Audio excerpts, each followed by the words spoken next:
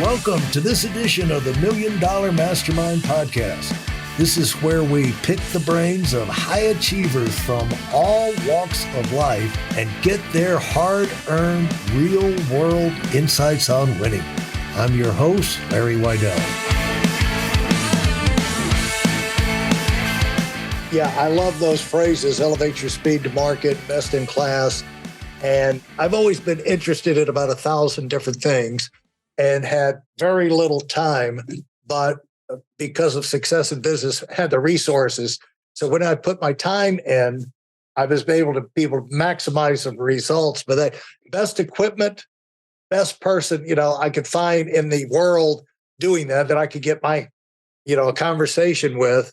And that I found that you make the fastest possible growth. In fact, when I was learning how to play the banjo, I had a Grammy Award-winning banjo player teach me, and just like that. I won't go into all of the things, but from skiing, having the right mentor is so important. And so many people that are in business, they may even have a mentor, but the mentor's gotten them to where they are today, but may not be the right mentor to get them to where they deserve to be. Everybody deserves to play a bigger game. So that's another phrase right there. So how do you advise people? Talk about that system, that phrase you used earlier, CEO to CEO, or systems. Go and find someone who's already in that world and partner up with them or get them involved. Talk about that process. Well, the vast majority of business owners sell to consumers, so it's B2C. Yeah. So I make a sale, then I have to find the next person to make a sale to, then I have to find somebody else. And the power of association allows you to elevate your brand, elevate your standing, just like we did with the Talking Children's book by connecting with Disney. All of a sudden, we opened ourselves up to the millions of Disney lovers, which allowed us to impact more children more quickly. And so when we were publishing these books, I was able to establish relationships with publishers all over the world using their systems, their people, their technology, their distribution system to be able to translate the book into over 50 languages and get it into over 100 countries. I didn't do that work, they did. And so instead of just being B2C, which you want to have customers directly, but if you can go B2B, CEO to CEO, at one time, right before I left, I probably had 5,000 people working for the Rich Dad organization, but only 17 were on my payroll. The rest of them were on somebody else's payroll. And so I managed them through CEO to CEO relationships, and their CEO was managing the individual people, which is a much easier way to go. Plus, as I said, speed to market is everything, even more important today than back then.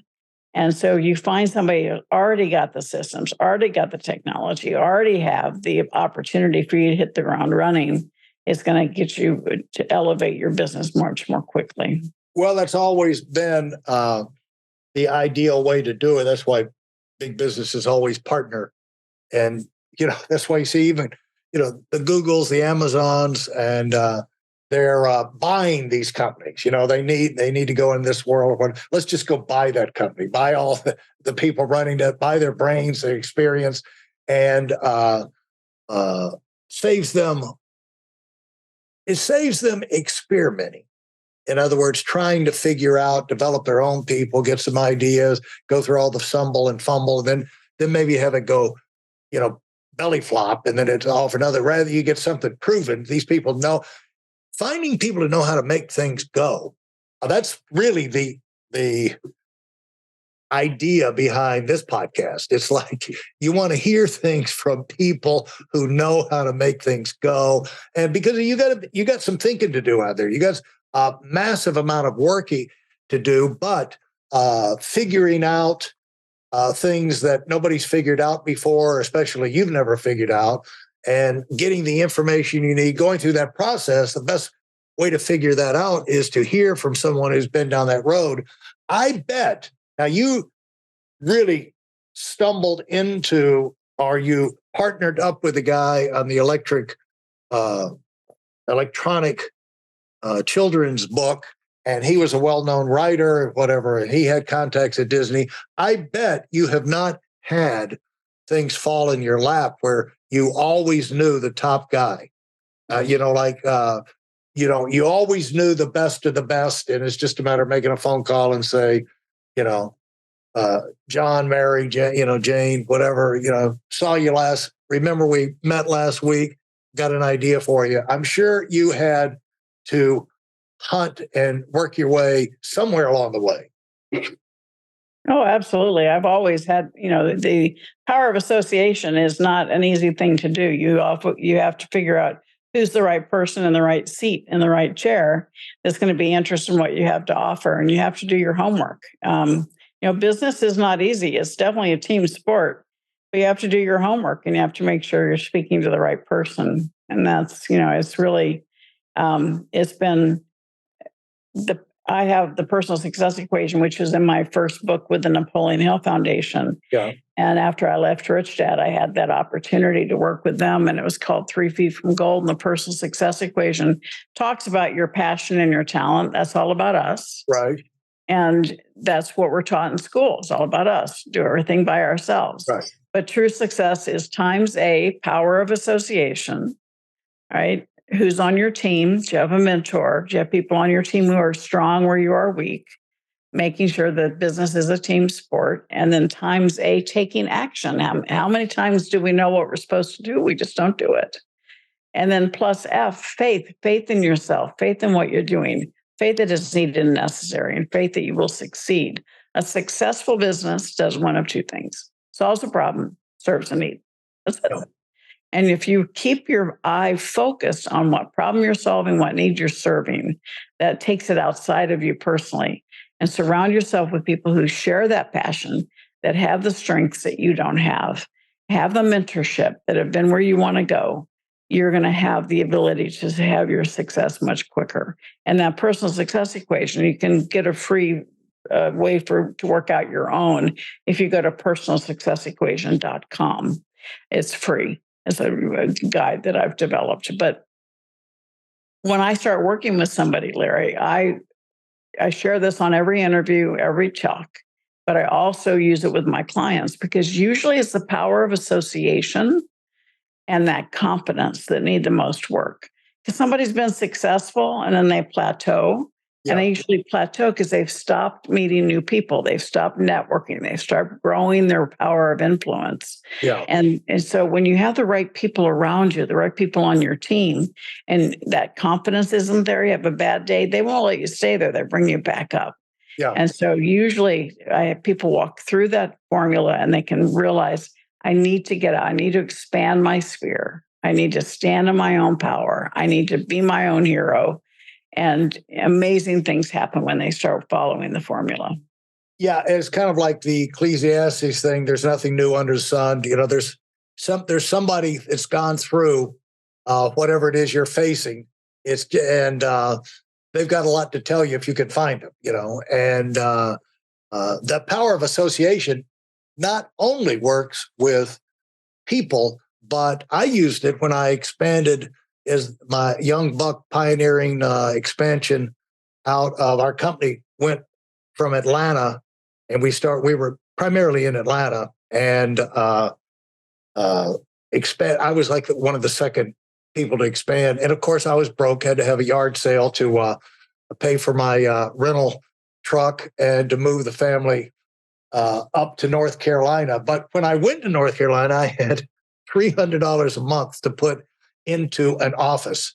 And so I said, I want to have the image of the newest financial company in town that's going to probably expand all over the state. I want to be like the next Merrill Lynch, the next, whatever. And so I found the biggest, I got a tiny little office inside the biggest business complex.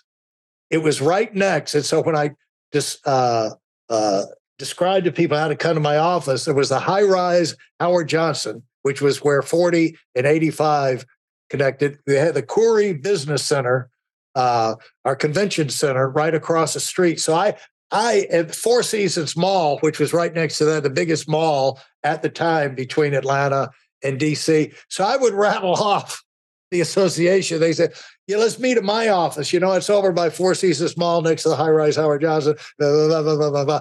And all of a sudden, I just drafted off of all of their credibility. And I think that had to, you create an expectation by how you put these things together. A comedian doesn't just blurt out a joke. They kind of set it up and put the ingredients together. And so when you go, how did you start the power of association? When you're going into something where you're totally clueless and you know that there's got to be somebody out there. Now, like when you went into the cattle business, you probably, all of these things probably were already in place on the ranch. Maybe not. But like you go into something not in your comfort zone, let's say I'm going to go into ranching. There's somebody knows how to make the ranching go. And I've got a cousin who did this exactly wrong. His name was Edward Roberts. He invented the personal computer. Bill Gates and Paul Allen went to work for him at 19 years old, and that's where Microsoft came from. And so he had the world by the tail, but he got overwhelmed with people problems and he sold out early. And he really didn't want to, he liked creating things. He didn't like running big companies. So he got up to about 200 employees. He was pulling his hair out. He was not a patient man. And he moved to Georgia, down in South Georgia, where my family, where we all would go down to granddaddies and the uncles and everything. And he was going to be a farmer. So he buys about 5 farms, buys every piece. He reads everything he can on farming. And then he goes out there, totally ignores the grandparents and the uncles, and buys every piece of equipment John Deere had. And he went into farming and did a total belly flop. And that's what he said to me. He said, Larry, I've learned a lesson. Just because you're smart at one thing doesn't mean you're smart in anything else. And he said, it took me millions of dollars to learn that lesson. And so as you've gone out there, like when you started the ranching, how'd you learn about the ranching and the cattle and all of that? We brought in the right people. We brought in people who were very connected within the industry here. You can know a lot about cattle, but if you're not, it's a good old boys club, quite frankly. And people know each other, and they were considered us the rich people coming into this little town. Right. We were not well liked because they felt we were invading them. Yeah. And so, it was like supporting the initiatives in the town, doing a fishing retreat for the kids, all that stuff, trying to elevate our goodwill within the community. But as we started with the cattle ranching, we had to bring in people who understood cattle and not just understood how to raise them, but understood our territory. Our grazing rights is very rocky. It's not, it's not your nice, long, big pastures. Needs a lot of water. People that are experienced in that understand it. We had to bring somebody in that had a good relationship with the Forest Service to communicate and do our grazing plans. So yeah, there's a lot of technical side of it. And we brought in somebody who knew how to do that. To work alongside us so that we weren't like, because we consider us city slickers, right? So we needed to bring somebody in that knew what they were doing and have them help support what our goals were. Yeah, and it's not that these people, it's not what they cost, it's what it's going to cost you if you don't have them involved.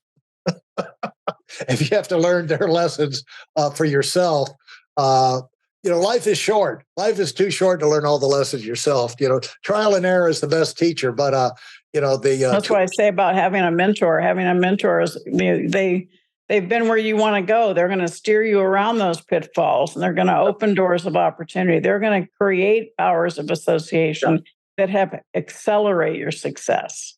Yeah, and just like you said there, it's not just necessarily business or technical skill. It's like someone who knows the community, knows how they think, knows how you can come in and get through those hurdles and get to know people and make those fears go away. That's priceless. It allows you to get settled and get integrated in the community in record-breaking time. And they probably didn't have to have a college degree in that. They just had to live in the town and know everybody, And so how did you go about finding these, the people to associate with in this arena that was not your, forte, not something you had a lot of experience with? And the point I'm bringing up here that I want to let people know is how transferable these skills are, Sharon.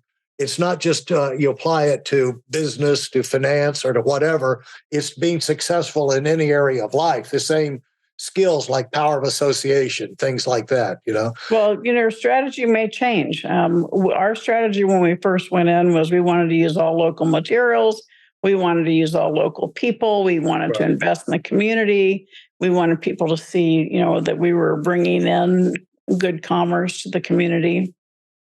We quickly found out the local materials were not the right kind of materials. They were, inferior. And it's like, okay, I guess that's out. And then we found out, one of the days we went up there and half the people at the bar were on our payroll. So instead of working, they were at the bar. So, you get to the point where you have to understand, you got to find, yes, you want to support the community. You don't want to be the big bad wolf coming into the community, but you also want to make sure that you do it and do it properly and do it correctly. And so it takes management. It takes trial and error. And we built a beautiful lodge. It took us 3 different construction companies to get it done. Wow. But that doesn't change who we are. We're continuing to support whatever we can do to support the community, but with our eyes wide open, as opposed to with our finger. We're no longer doing things with our fingers crossed. So, but it's really important. No matter what you do, any new business you go into, you need to study it. You need to find the people that are in it. You need to see what they're doing that's correct. You need to see what they're doing and the mistakes they've made. And don't go blind, because that's just crazy with it. As much information as there is available today, particularly with the internet, when you want to do something new, somebody's already done it. So learn from them. Do the research. Get studied as to what the mistakes are, what those pitfalls are. Find a mentor to help you make sure it works. Thanks for listening to the Million Dollar Mastermind.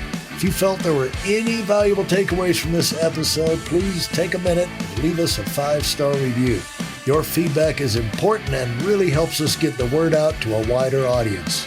Remember, we have a valuable webinar that is absolutely free. Register for it right now at weidelonwinning.com. Thanks for listening.